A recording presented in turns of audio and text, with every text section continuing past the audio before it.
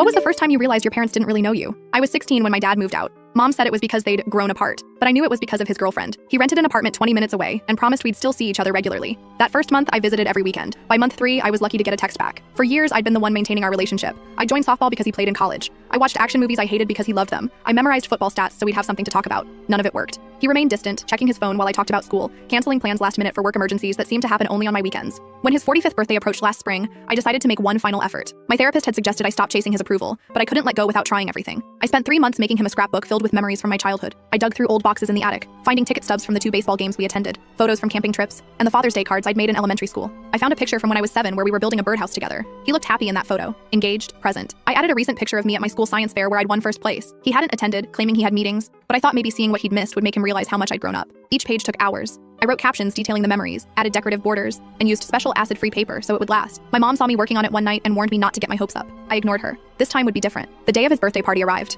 He'd rented out a room at his favorite steakhouse and invited about 20 people, mostly his work colleagues and his girlfriend Malia, who was only 12 years older than me. I wore a new dress and did my makeup carefully. The scrapbook was wrapped in blue paper with a silver bow. When I arrived, Dad gave me a quick side hug and immediately turned back to his conversation. I stood awkwardly for 10 minutes before finding an empty chair at the end of the table. No one spoke to me. I watched Dad laughing with his friends, refilling their wine glasses, completely in his element. After dinner, people started giving him gifts. Work friends gave him expensive whiskey and golf accessories. Malia gave him tickets to a concert. When there was a lull, I approached with my package. I wished him happy birthday and told him I'd made the gift myself. He unwrapped it quickly, flipped through 3 pages without reading anything, and set it aside. He thanked me briefly, already looking past me to see who was approaching next. I returned to my seat, watching as the scrapbook got buried under wrapping paper and gift bags. Later, as people mingled after dinner, I overheard Dad talking to his colleague Matt. They were discussing weekend plans when Matt gestured toward me and asked if I was his daughter. Dad glanced over. "Oh, that's just the kid that lives here." Matt laughed, assuming it was a joke. Dad didn't correct him. I maintained my smile for the rest of the night. I took photos when asked. I declined dessert politely. I thanked the waitstaff. But inside, something had shifted permanently. This wasn't a momentary lapse or a careless mistake. This was who he was, who he'd always been. When I got home, I locked myself in my bedroom and cried until my throat hurt.